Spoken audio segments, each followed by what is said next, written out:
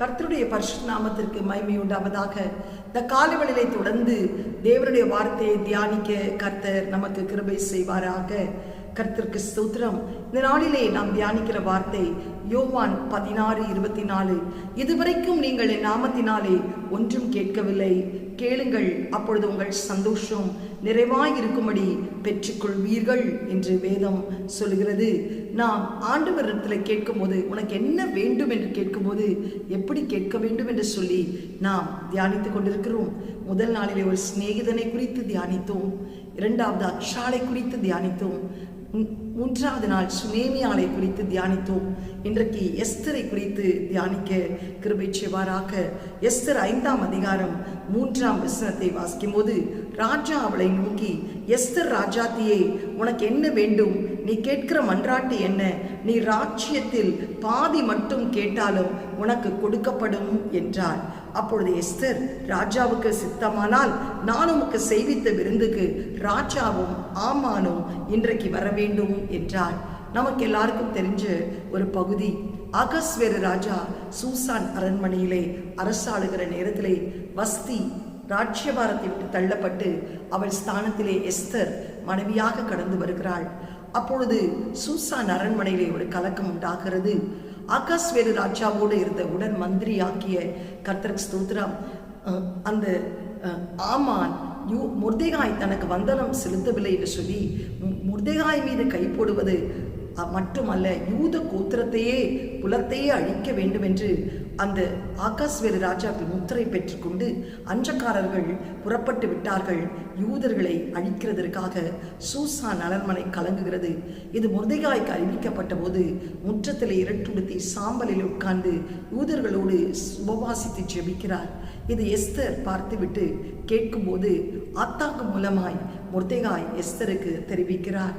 இப்படியாக யூதர்களை அழிக்கிறதற்கு துஷ்ட ஆமான் புறப்பட்டு விட்டான் என்று சொல்லி, அப்பொழுது கர்த்தருக்கு ஸ்தோத்திரம், எஸ்தரிடத்திலே இதை நீ ராஜாவிடத்திலே சொல், ஒருவேளை அந்த ராஜ மேன்மை உனக்கு கிடைத்திருக்கலாம் என்று சொல்லும்போது ராஜாத்தியாகிய எஸ்தர் சொல்லுகிறாள், இந்த சூசான் அரண்மனையிலே ஒரு தவறான சட்டம் இருக்கிறது. ராஜா அழைப்பிக்கப்படாமல் ராஜாத்தியாகிய எஸ்தர் நான் கடந்து போக முடியாது. அப்படி போனால் தலை சிரசேதம் பண்ணப்படும். திருமணமாகி 30 நாட்கள் ஆகிறது, இன்னும் ஒரு நாள் கூட ராஜானை அழைக்கவில்லை. அப்பொழுது மொர்தெகாய் சொல்லுகிறார், நீ மௌனமாய் இருந்தால் யூதருக்கு ரட்சிப்பு வேறிடத்திலிருந்து கடந்து வரும். இந்த ராஜ்யமேன்மை ஒருவேளை உன் குலத்தை காப்பதற்காக உனக்கு ஆர்டர் தந்திருக்கலாம் என்று சொல்லும்போது அவள் உடனே மாட்டேன் என்று எதிர்த்து நிற்கவில்லை வஸ்தியை போல்.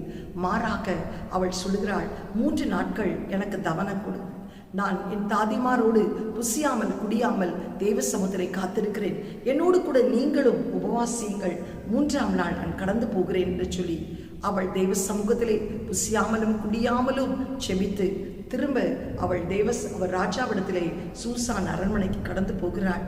ராஜா சட்டத்தின்படி அழைப்பிக்கப்படாமல் ஒருவரும் வரக்கூடாது. அவளுக்கு எவ்வளவு பயம் இருந்திருக்கும். ஆனால் அவருக்கு ஒரு நம்பிக்கை, தேவ பிரசனம் எனக்கு முன்பாக கடந்து போகிறது என்று சொல்லி அந்த உறுதியான தேவன் மீது வைத்த நம்பிக்கையோடு அவள் கடந்து போய் அந்த அரண்மனை முற்றத்திலே நிற்கும்போது ராஜா அந்த முற்றிலிருக்கிற ராஜாத்தியை பார்த்த உடனே எஸ்தர் ராஜாத்தியே என்று அழைப்பித்து அவளுக்கு பட்டயத்தை நீட்டவில்லை, மாறாக சட்டம் மாற்றப்பட்டு செங்கோல் எஸ்தருக்காக நீட்டப்பட்டது. அந்த செங்கோலை அவள் பிடித்த உடனே ராஜா அவளை பார்த்து கேட்கிறார், உனக்கு என்ன வேண்டும்? உனக்கு என்ன வேண்டும்? உனக்கு ராஜ்யத்தில் பாதி வேண்டுமா? கர்த்தருக்கு ஸ்தோத்திரம். உனக்கு கொடுக்கப்படும் உன் மன்றாட்டு என்ன? உனக்கு என்ன வேண்டும் என்று கேட்கிறார்.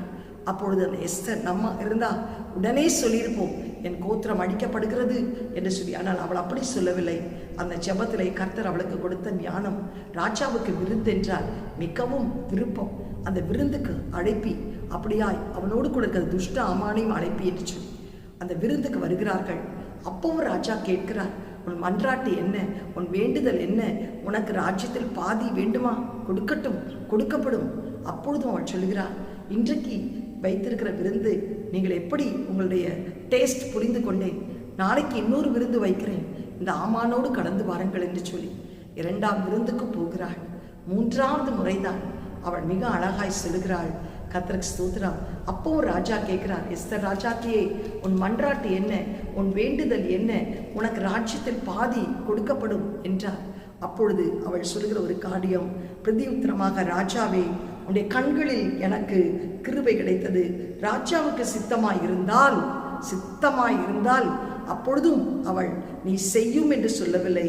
சித்தமாயிருந்தால் என் வேண்டுதலுக்கும் என் ஜீவனுக்கும் என் மன்றாட்டுக்கும் என் ஜனங்களுக்கும் என கட்டளையிடப்படுவதாக. எங்களை அடித்து கொன்று நிர்மூலமாகும்படி நானும் என் ஜனங்களும் விற்கப்பட்டோம். அடிமைகளாகவும் வெள்ளாட்டிகளாகவும் விற்கப்பட்டு போனால் நான் மௌனமாயிருப்பேன். இப்பொழுதோ ராஜாவுக்கு உண்டாம் நஷ்டத்துக்கு அந்த சத்ரு உத்தரவாதம் பண்ண முடியாது என்று சொன்னாள். அவள் இவ்வளவு அழகாய் நேர்த்தியாய் சொல்லுகிறார், ராஜாவுடைய சித்தமானால் என் வேண்டுதலுக்கும் என் ஜீவனுக்கும் நீர் உத்தரவாதம் கொடும். ஏன் என்ன என்று கேட்கும்போது, நான் ஒரு சாதாரண வெள்ளாட்டி அடிமையாக இருந்ததால் மௌனமாக இருந்திருப்பேன். பட் நாவ், இப்பொழுதோ நான் ராஜாவுக்கு நஷ்டம் உண்டாகும்படி நான் அதை இழக்க முடியாது. இப்பொழுது நானும் ஒரு யூத கோத்திர ஸ்திரீ, இந்த துஷ்ட ஆமான் எல்லாரையும் அழிக்கும்படி இன்றைக்கு உம்மிடத்திலே உத்தரவாதம் பெற்றிருக்கிறான் என்று கேட்டு அவள் அந்த ஆமானை காட்டி கொடுத்த போது, மொர்தெகாய்க்கு செய்யப்பட்ட தூக்கு மரத்திலே ஆமான் போடப்பட்டான். அந்த உனக்கு என்ன வேண்டும் என்று கேட்டபோது, ராஜ்யத்தில் பாதி மட்டும் உனக்கு கொடுக்கப்படும் என்ற போது அவர் ராஜ்யத்தை கேட்கவில்லை, ஆத்துமாக்களை கேட்டாள். தேசத்தை கேட்கவில்லை, தேசத்தில் உள்ள ஆத்துமாக்களை கேட்டாள். ஆத்துமாக்கள் உடைய உயிருக்கு உத்தரவாதத்தை கேட்டது நிமித்தம் அவளுக்கு கேளாத ஆசீர்வாதங்களை கர்த்தர் கொடுத்தார். அந்த ஆமான் தூக்கிலே போடப்பட்டான். 10 குமாரர்களும் தூக்கிலே போடப்பட்டார்கள். ஆமானின் வீடு இவர்களுக்கு கடந்து வந்தது. ஆமானின் முத்திரை மோதிரம் கடந்து வந்தது. ஆமானின் பதவி கடந்து வந்தது. ஆமான் கையினாலேயே மொர்தெகாய் கனப்படுத்தப்பட்டார். யூதருக்குள்ளே ஒரு வெளிச்சம், ஒரு மகிழ்ச்சி, ஒரு சந்தோஷம், கர்த்தருக்கு ஸ்தோத்திரம், விருந்துண்டாகும் நாள், ஒரு கர்த்தருக்கு பயப்படுகிற பயம் உண்டாயிற்று. ஆம், எனக்கு பிரியமானவர்களே, உனக்கு என்ன வேண்டும், உன் மன்றாட்டு என்ன என்று கேட்டபோது, ராஜாவே சொல்ல ராஜ்யத்தில் பாதி உனக்கு கொடுக்கப்படும் என்ற போது அவள் பொருள் மேல் ஆசை வைக்கவில்லை, பூமியின் மீது ஆசை வைக்கவில்லை, சொத்து மீது ஆசை வைக்கவில்லை. அழிந்து போகிற ஆத்துமா எனக்கு வேண்டும் என்று சொல்லி அவள் தேவ சமூகத்திலே காத்திருந்து கேட்ட அந்த ஞானமான கர்த்தருக்கு ஸ்தோத்திரம் வேண்டுகோளுக்கு கர்த்தர் விசேஷித்த விதத்திலே பதில் கொடுத்தாள்.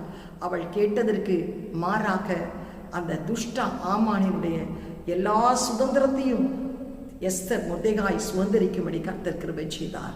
மொர்தெகாய் நாளுக்கு நாள் பெரியவனாக யூதர் குலத்திலே கர்த்தர் உயர்த்தினார்.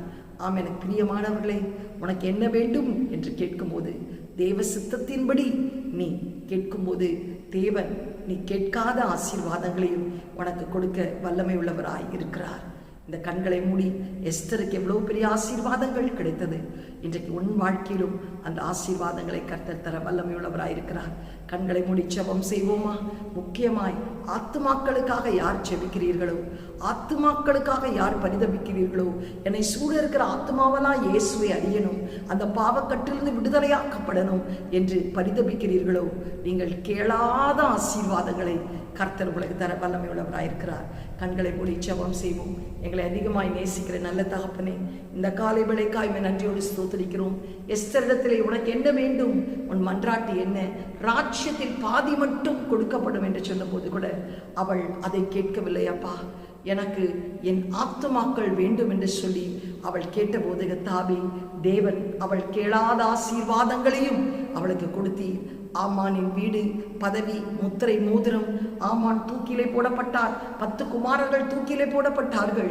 கர்த்தாவே, ஆமான் கையினாலேயே மொர்தெகாய் உயர்த்தப்பட்டது பார்த்தோம். அது மாத்திரமல்ல, யூதருக்கு ஒரு வெளிச்சம், ஒரு மகிழ்ச்சி, ஒரு கொண்டாட்டம் ஆண்டவரே உண்டாக கிருபை செய்தீரே. இன்றைக்கு உம்முடைய சித்தத்தின்படி நாங்கள் கேட்கும்போது விசேஷமாய் ஆண்டவரே, தேசத்திலே அழிந்து போகிற ஆத்துமாக்களுக்காக உம்முடைய சமூகத்திலே நாங்கள் காத்திருந்து, ஆண்டவரே, என் ஜீவனுக்கு ஈடாய் எனக்கு ஜனங்களை தாரும் என்று சொல்லி நாங்கள் கேட்கும்போது நாங்கள் கேளாத ஆசீர்வாதத்தையும் நீ தந்தைகளை வழிநடத்துகிறதற்காக ஸ்தோத்திரம். எங்கள் வாழ்க்கையிலும் அப்பொழுது ஒரு மகிழ்ச்சி, ஒரு சந்தோஷம், ஒரு சமாதானம், ஒரு களிப்புண்டாகும் நாள், ஒரு விருந்துண்டாகும் நாள், தேவனுக்கு பயப்படுகிற பயம் எங்கள் குடும்பங்களை பட்சிக்கிறதற்காக ஸ்தோத்திரம். ஆசீர்வதி இயேசுவின் மூலம் நல்ல பிதாவே, ஆமேன். God bless you. Have a blessed day. Amen.